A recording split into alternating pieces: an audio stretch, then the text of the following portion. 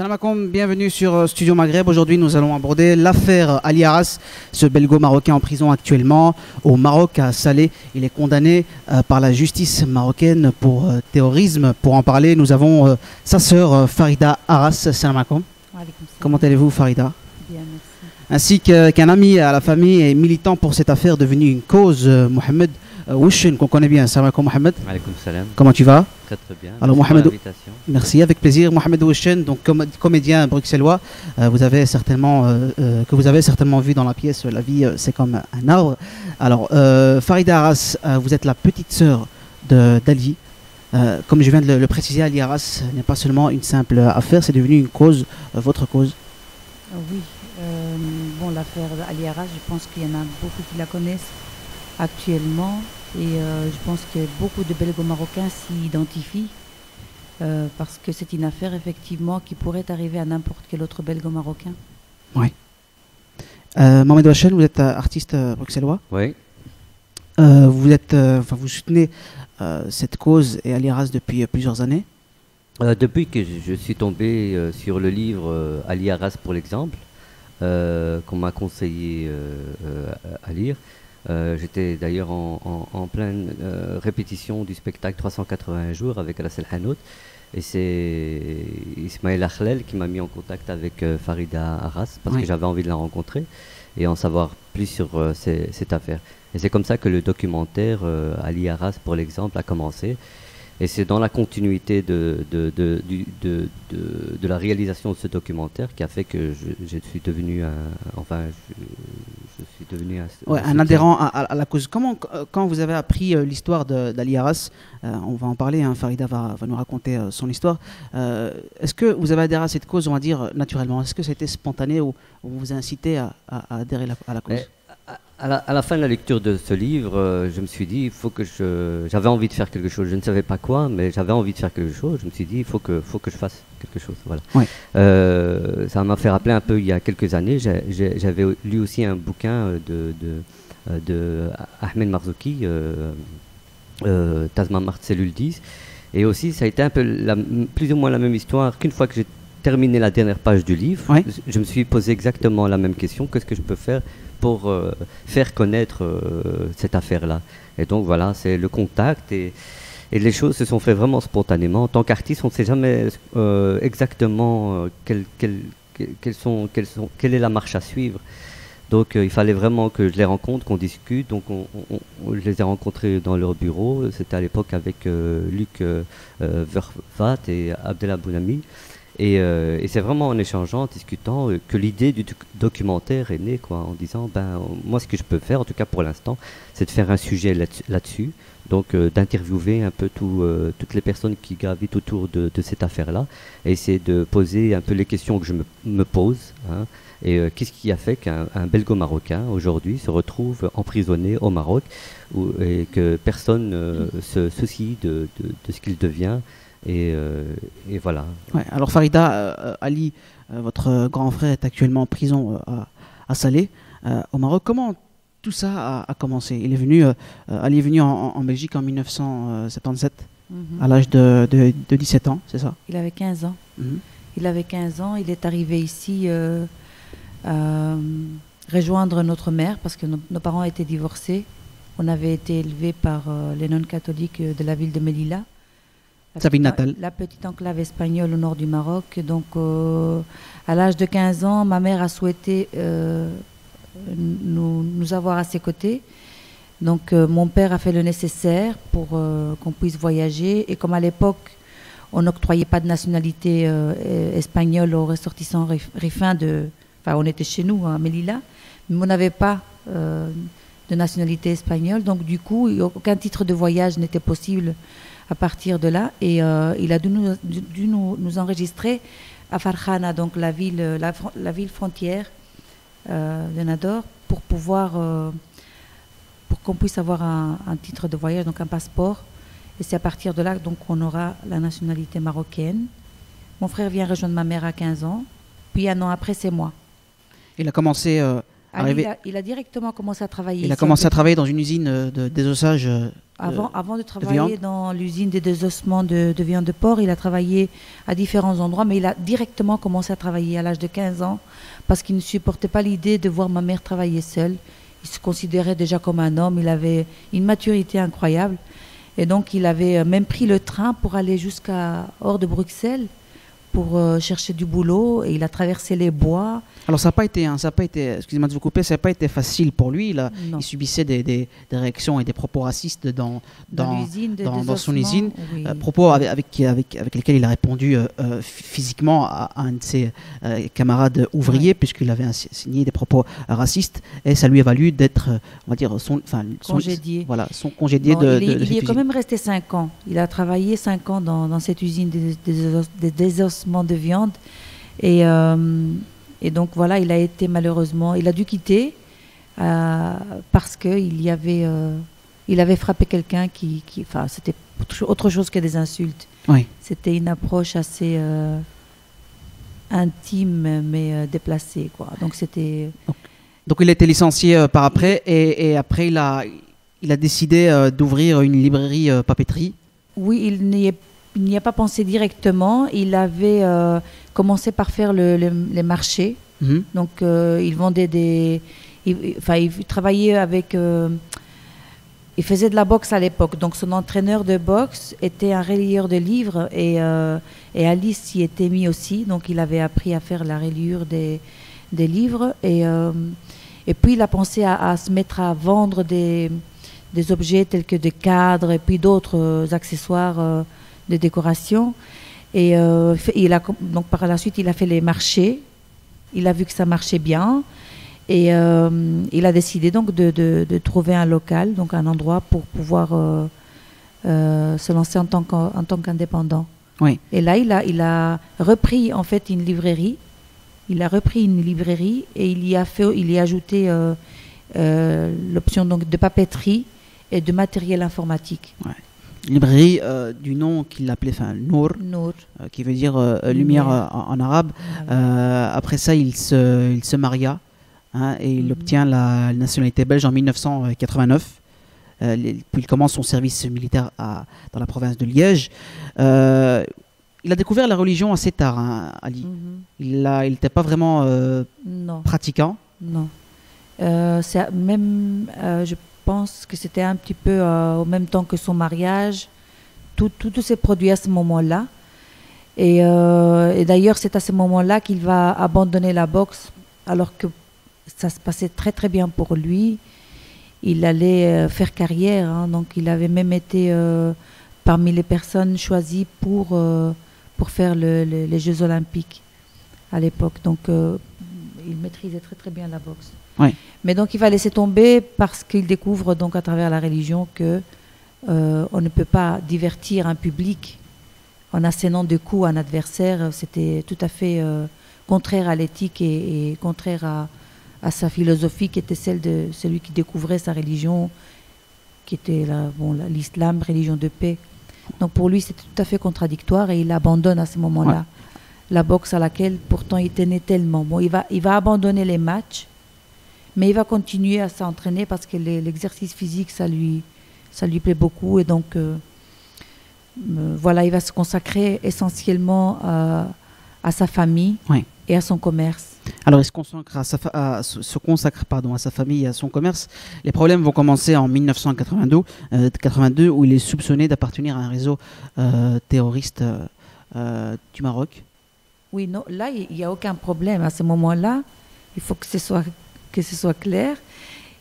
Il n'y a jamais eu de problème à ce moment-là. Ça, c'est ce qu'on a dit lorsqu'ils l'ont mis en détention. Enfin, les problèmes par rapport à la famille. C'est-à-dire, comment vous...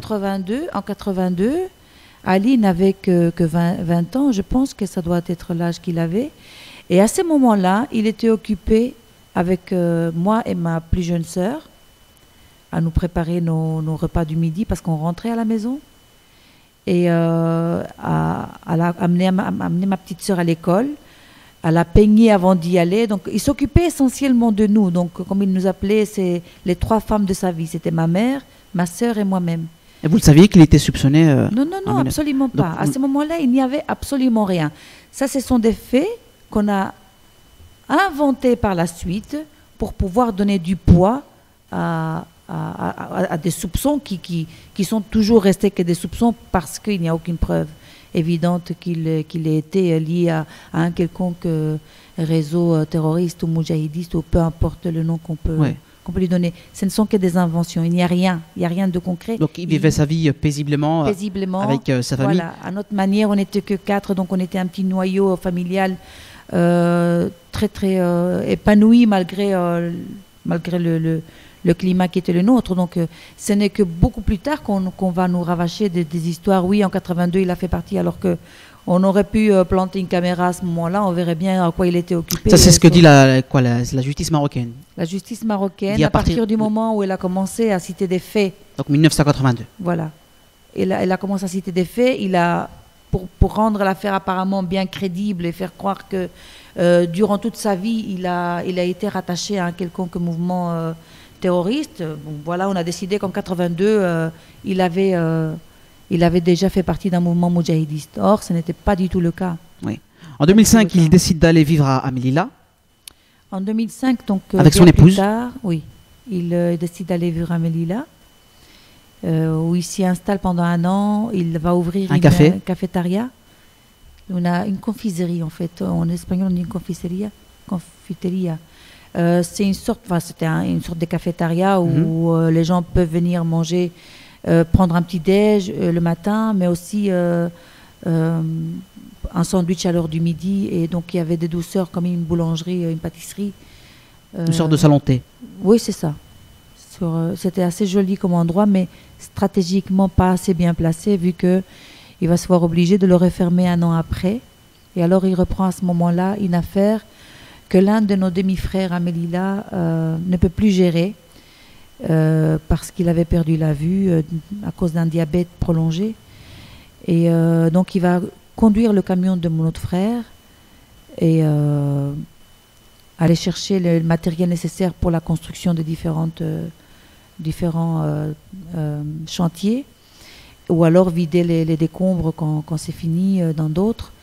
Et donc le salaire qu'il va gagner, il va le partager en deux pour pouvoir subvenir aux besoins de la famille de mon frère et la sienne.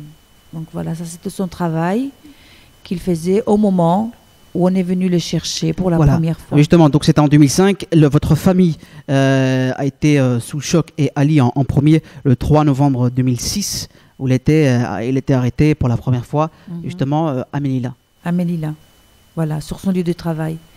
On est venu le chercher, on l'a directement amené à Madrid. Et là, il a été interrogé pendant 4 jours. Et puis, à l'issue de cet interrogatoire, il y a un non-lieu qui est prononcé. Mais il va quand même être libéré sous caution, que mon père va s'empresser de payer. Donc, il va être libéré, mais parce que le Maroc, en fait, avait envoyé un mandat d'arrestation. Donc, il va demander à l'Espagne de l'arrêter et de l'envoyer au Maroc. Mais l'Espagne ne peut pas le faire sans avoir les preuves nécessaires. Donc il va être acquitté, mais on lui demande de rester sur le territoire espagnol, donc de ne pas le quitter, jusqu'à ce qu'on lui donne l'autorisation de le faire. Comment vous l'avez appris, vous Comment vous avez appris que votre frère a été arrêté à Melilla, dans sa ville natale? Comment ça a été? Vous l'avez appris par qui? C'était ma belle-sœur qui m'avait contacté à ce moment-là. Elle m'avait appelé. J'étais au volant de la voiture et elle m'avait dit que voilà, mon frère avait été mis en détention par l'Espagne et qu'il était soupçonné de terrorisme. Et honnêtement, j'étais sous le choc, je n'en revenais pas. Je me suis dit, mais c'est quoi ces histoires? C'est quoi? Ce n'est pas... Donc, parce qu'il y a 2 arrestations. Donc, il y a celle du 3 novembre 2006, où il va être libéré après 4 jours. Et ouf, on s'est senti rassurés. Donc, à ce moment-là, moi, personnellement, j'ignorais que mon frère devait se présenter chaque semaine au tribunal pour signer, pour faire donc geste de présence sur le territoire espagnol. J'ignorais ça. Et mais donc il était assigné à rester sur le territoire espagnol. Et il va être de nouveau arrêté une deuxième fois. Et c'est le 1er avril 2008. Et à partir de là, il n'a plus... jusqu'à l'heure actuelle, il est toujours en détention. mais toujours soupçonné de terrorisme, toujours sous mandat du Maroc. Il y a une enquête qui avait déjà commencé en 2005, lors de l'arrivée de mon frère à Melilla. Cette enquête avait commencé à l'insu de mon frère. Il était mis sur écoute, donc il l'ignore. Plus tard, quand on va procéder à l'arrestation, on va perquisitionner chez lui.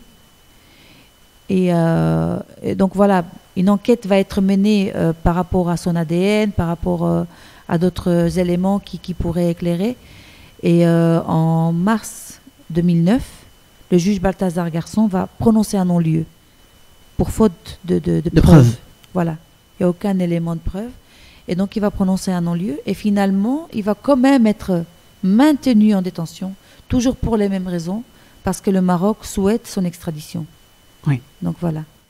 Mohamed Ouachen, donc vous êtes artiste engagé, hein, on connaît vos engagements et vos positions par rapport à cette affaire, l'affaire Ali Arras.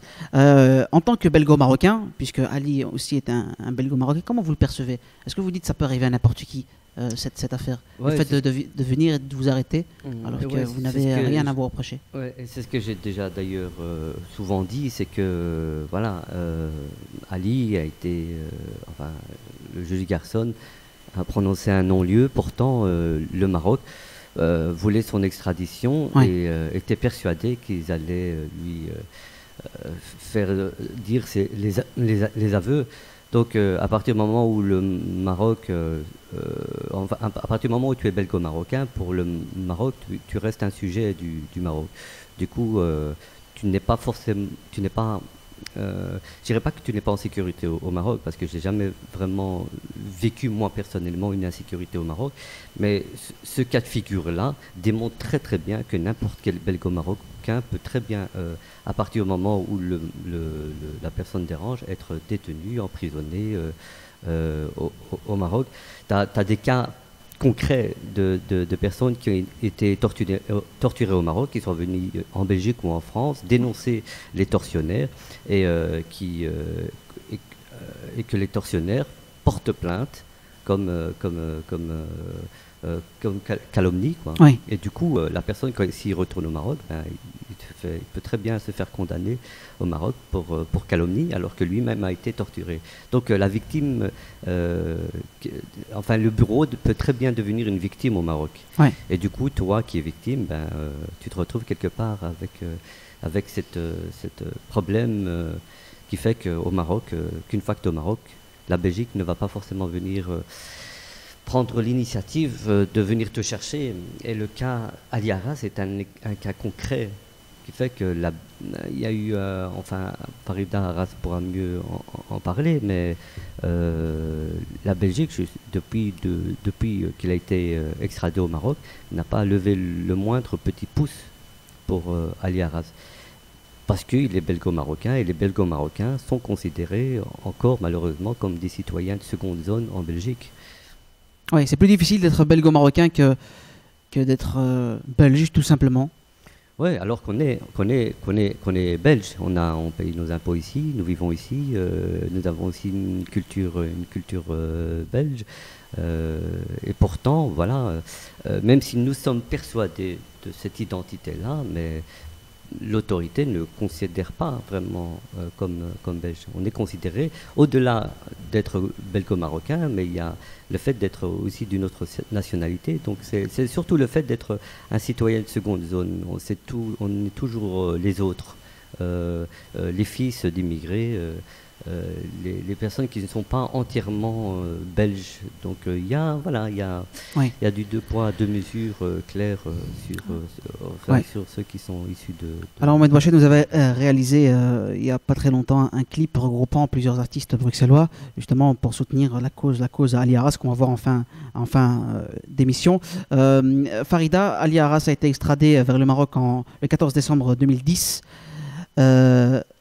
Comme l'a précisé Mohamed Ouachen, vous dénoncez les tortures. Tout à fait. Et je ne suis pas la première à le faire. C'est Ali lui-même qui a pris son courage à deux mains, et malgré qu'il se savait entre les mains de tortionnaires, il n'a pas hésité une seconde à le faire. parce que justement, il se considérait comme citoyen belge à part entière, ayant tout donné à la Belgique. Donc il a quand même vécu 28 ans en Belgique, il y a fait son service militaire et il y a toujours travaillé pendant ces 28 ans-là sur le territoire belge. Donc il n'avait pas de raison de ne pas se considérer comme citoyen belge à part entière. Et il comptait sur un appui. Il comptait sur le soutien de la Belgique, il comptait sur une visite consulaire, déjà en prison en Espagne. Et il n'y a jamais eu droit, on lui a jamais donné ce droit. Donc, oui. Le 24 novembre 2011, donc, Ali a été condamné à 15 ans en première instance au tribunal Salé au Maroc. Donc Ali, il est important de préciser que voilà, il a le 14 décembre 2010, il a été extradé, torturé pendant 12 jours. Et à l'issue de ces 12 jours, il y a des documents qui sont signés, une signature en caractère arabe. Mon frère n'a jamais signé en arabe. Oui. Et ce sont ces documents-là, donc les aveux qui se trouvent sur ces documents-là, qui vont permettre à la justice marocaine de le condamner à 15 ans en première instance et à 12 ans en appel. Donc aujourd'hui, Ali se trouve à la prison de Salé 2. Et donc du coup, maintenant, on a un petit peu la peur de ne pas... On a peur de... Donc c'est le rapport de l'ONU, ça, oui, d'Amnesty International. Amnesty International a lancé une campagne Stop Torture à l'échelle mondiale. Et Ali a servi donc de personne, on va dire, de modèle, d'exemple pour les cas de personnes torturées au Maroc. Et je voulais dire juste que pour le moment, il est à la prison de Salé 2 et qu'on ne le frappe pas, mais ils sont assez malins que pour ne pas utiliser la force et le marquer de coups. Là, ils sont au stade où la pression persiste, donc elle est de manière permanente maintenue par différentes façons, oui. Et que c'est tout aussi difficile que de recevoir de coups. Oui. Le 2 octobre 2011, donc, Ali a été condamné en appel à 12 ans de prison ferme. Farida, je vous connais personnellement, donc vous défendez cette cause de corps et âme. Est-ce que ça vous fatigue? Bien sûr que ça fatigue, tout effort fatigue. Mais même avec la fatigue que ça entraîne, je me fais le devoir de continuer et il est hors de question que j'abandonne mon frère. Parce que c'est un coût pas seulement émotionnel, c'est aussi un énorme coût financier puisqu'il y a des avocats qu'il faut payer. Oui, et l'équipe s'est élargie depuis peu. Donc il y a des frais assez conséquents depuis le départ. Il y a 3 avocats ici en Belgique, dont l'un est avocat au barreau de Paris et qui a défendu mon frère donc au Maroc quand c'était possible. Il y a 2 avocats au Maroc et un avocat espagnol. Donc voilà, ça représente beaucoup de frais. Jusque-là, j'ai pu les payer en partie grâce à l'aide de personnes qui sont sensibles à la cause ou qui se sentent responsables vis-à-vis de cette affaire à laquelle ils s'identifient comme étant une affaire qui pourrait arriver à n'importe quel autre binational.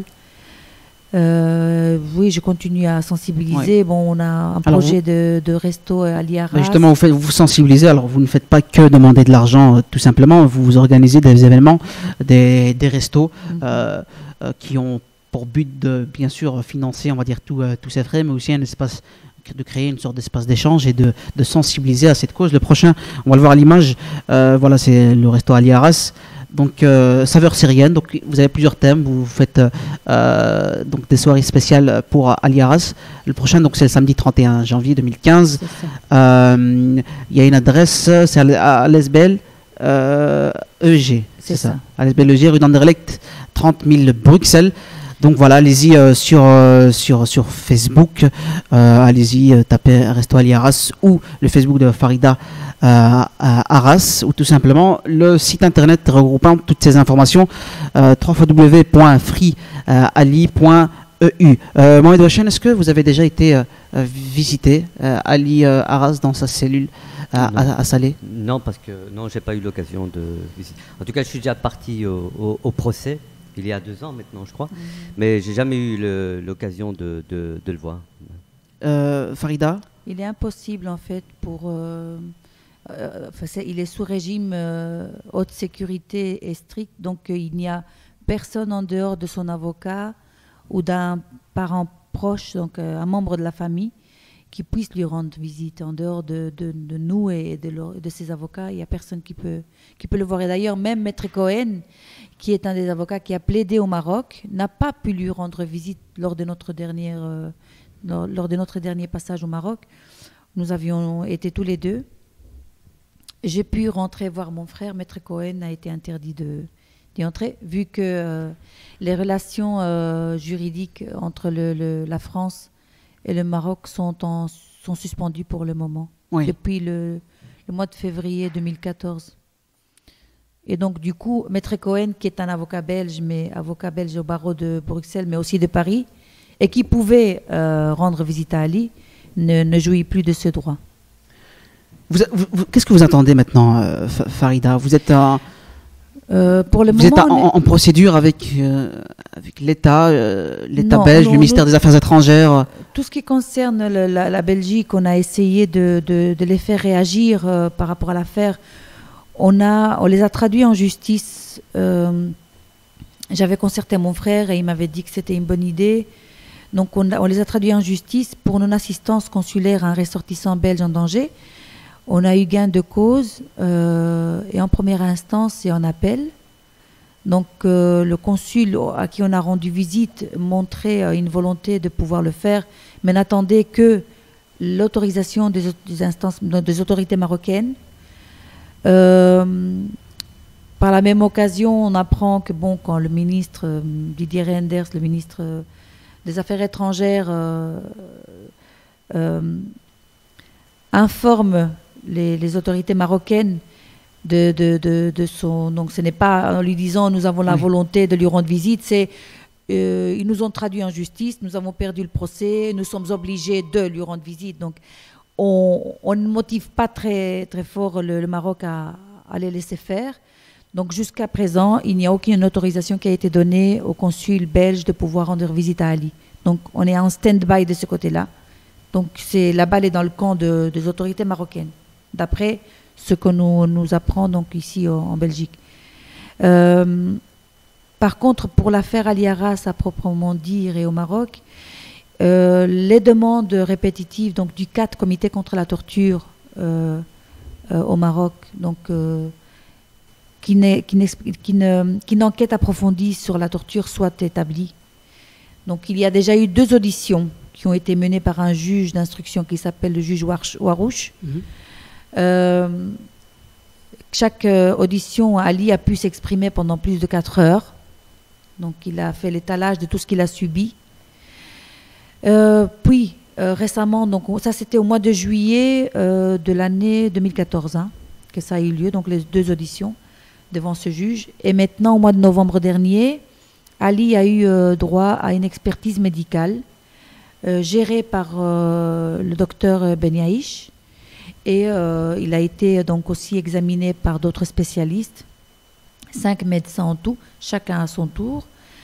Et nous sommes pour le moment donc dans l'attente de recevoir, les avocats attendent de recevoir les rapports écrits de toutes ces expertises médicales. Donc on ne sait pas encore ce qu'il en est. Je sais que mon frère a beaucoup enduré pendant cette semaine-là. Il a été très très éprouvé, il a beaucoup souffert des méthodes utilisées parce que elles ne sont pas faciles. Et au point où il a perdu 6 kilos. 6 kilos en une semaine et qu'il en est sorti avec des douleurs horribles d'estomac. Maintenant, donc, on attend et pour le moment, donc, Ali n'est toujours pas épargné parce qu'il voit débarquer comme ça dans le quartier où il se trouve en détention des personnes qui l'ont maltraité précédemment, donc dans la prison des Salés, des gens qu'on qualifie de tortionnaires et qui s'affichent devant lui comme pour le narguer. Donc c'est une pression permanente. Ali me dit, Pour moi, il est quasi impossible de dormir les yeux fermés. Je ne peux pas m'apaiser, je ne peux pas me relaxer. Et là, il y a eu, par exemple, mercredi dernier, une descente de services spéciaux de police qui sont armés jusqu'aux dents. Ils ont fouillé toutes les cellules, à commencer par celle de Ali. De nouveau, la même méthode utilisée. Donc, c'est du répétitif. Hein, donc, c'est arracher les cartes postales des murs, jeter tout ce qu'il y a comme nourriture par terre, piétiner, casser le lavabo dans lequel Ali met de l'eau pour pouvoir se laver. Et à la fin, donc, on lui enlève son petit réchaud électrique. Et ce petit réchaud électrique symbolise énormément pour lui, parce que c'est le seul moyen qu'il a de chauffer de l'eau, vu que les douches sont froides et qu'ils n'y ont droit qu'une fois par semaine. Donc c'est un outil auquel tiennent énormément tous les détenus. Et bon, ils se sont tous vus retirer ces réchauds ce jour-là. Donc il ne peut plus cuisiner. Ali ne reçoit pas de visite de manière quotidienne parce qu'il n'a personne au Maroc. Donc je vous laisse imaginer l'embarras dans lequel il se trouve et la situation dans laquelle il est. Oui. Et on vous donne beaucoup de courage, Farida. Merci d'avoir été mon invité. Merci à vous de nous avoir invités. Avec plaisir. Si des personnes veulent faire des dons sur le site internet www. Oui, sur le site internet, sur le site de Ali Arras, donc c'est www.freeali.eu. Donc il y a comment nous soutenir, donc il y a un numéro de compte. Oui. Et donc toute personne souhaitant soutenir la cause et participer financièrement aux frais de la campagne Free Ali, y compris les honoraires des avocats, oui, sont les bienvenus sur ce compte. Alors il y a toutes les infos là. Si vous voulez avoir un large étendue de l'histoire d'Ali Arras, allez-y sur le site www.freeali.eu. Mohamed Ouachen, on va diffuser le clip, on va finir en conclusion cette émission avec le clip que vous avez réalisé en regroupant plusieurs artistes bruxellois qui soutiennent aussi et adhèrent à cette cause Ali Arras. Oui, c'est ça. Et je pense que c'est important artistiquement de continuer à soutenir Ali Arras, et qu'on soit peintre, slammer, chanteur, musicien, toute prestation artistique, toute créativité artistique a son importance pour soutenir cette cause-là. Donc en même temps, je fais un appel à tous les artistes qui sont sensibles à ce dossier-là, qui créent et qui laissent quelque part une trace pour ne pas oublier ce qu'est en train de vivre Ali Arras, mais aussi d'utiliser aussi l'art pour essayer de le sortir. Alors justement, on lance le clip tout de suite. Merci Mohamed Ouachen d'avoir été mon invité. Merci Farida.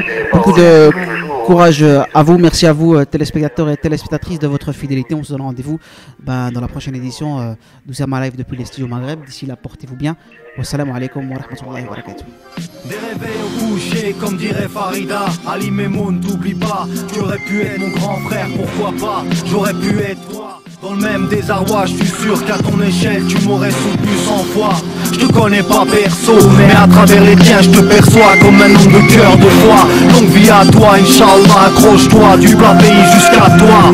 Même entre quatre murs, sache qu'on ne t'oublie pas, qu'on laissera pas ta voix sans voix. Au nom du jeu, du tu, du nous au monde entier, on fera tout pour faire éclater la vérité en ceux et celles qui tenteraient d'étouffer le souffle de l'équité. L'innocence est écrit en toi, de tes réveils au coucher, tu seras bientôt là. Patience, sois comme beaucoup, on y croit, on y sera, Inch'Allah. Le temps me fait coupable d'être innocent, le cœur au centre, écrasé par le temps. Saison glaciale, humiliation faciale, l'humain n'est pas jovial, condamnation brutale. Pourquoi se taire quand une famille est déchirée, à l'innocent qui demande sa liberté, éprouvé par l'humiliation, depuis il ne fait que résister. La réclusion à perpète au bout du gouffre, et le sang faible à bout du souffle, semblable à celle du prophète Youssouf. Aucune preuve même sur la table d'écoute, en direct de la prison de Salé, saoulé, sali, souillé, cloué au sous-sol. Manque de repères, besoin de boussole, l'eau de ma famille, mes amis, ma patrie, avec les mains ligotées, pieds nus, ok. La sentence est levée, pourtant j'ai rien fait.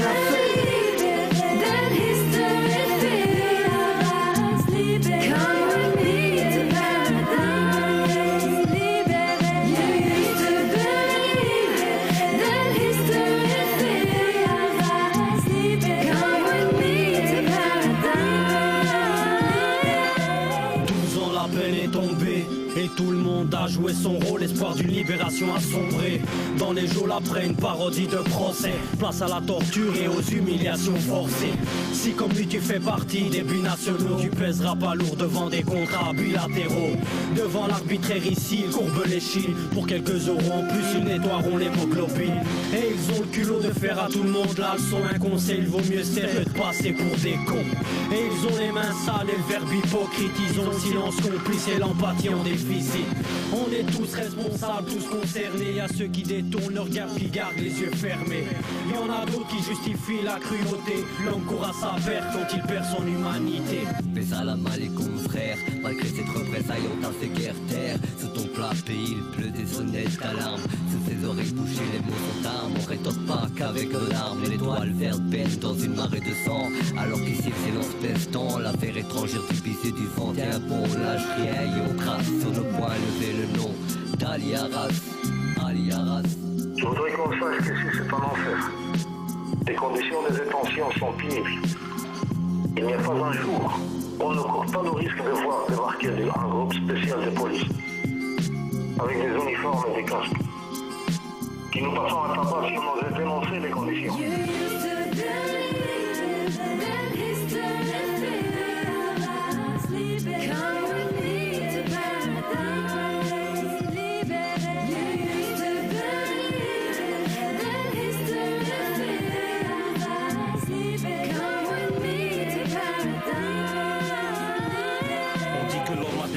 Mais j'ai du mal à y croire, regarde autour de toi, trop d'innocents au parloir. Mais dis-moi qu'est-ce qui se passe, vas-tu attendre que les choses se tassent? Réveille-toi et bats-toi pour pas perdre la face. Ils ont tendance à te faire croire que le mal est en nous. Ce sont les mêmes qui te diront que le monde est à vous. J'avoue qu'il y a trop de frères en prison, trop de haine sans raison. Tu vois ta vie se raccourcir entre ces murs de béton. C'est choquant, un innocent qu'on accuse sans preuve et sans raisonnement. Un jugement fait par des fous plutôt que par défaut. Tu en sortiras vainqueur, tiens le coup frérot. Ils veulent que tu craques, tu as pris comme témoin le seul et l'unique. Aucun meilleur garant pour toi, garde la foi. R2R lâchera pas le morceau, une pensée pour Ali Arras. Courage frérot, courage frérot. Nous soutenons le combat d'Amnesty International. Quand je vois certaines photos d'humains torturés, ça me fait trop mal. Je sais que l'homme est fou, je sais que c'est un animal, mais je comprendrai jamais comment fait-il pour être si brutal pendant que les autorités baissent leur futale. Certains sont en tôle alors que leur place est à l'hôpital. Le soutien des autres est devenu vital, donc je compatis par le billet de ce mini freestyle. Toutes nos pensées vont pour ceux qui sont en prison, ceux qui y sont sans raison. Nous espérons qu'un jour ils rentrent à la maison. Nous espérons qu'ils puissent revoir leurs enfants, qu'après ce rude et sombre hiver réapparaisse un printemps. Que libérés sur le champ soient les innocents, que les bourreaux fassent le choix de cesser de faire couler le sang. Stop à la torture, c'est le slogan.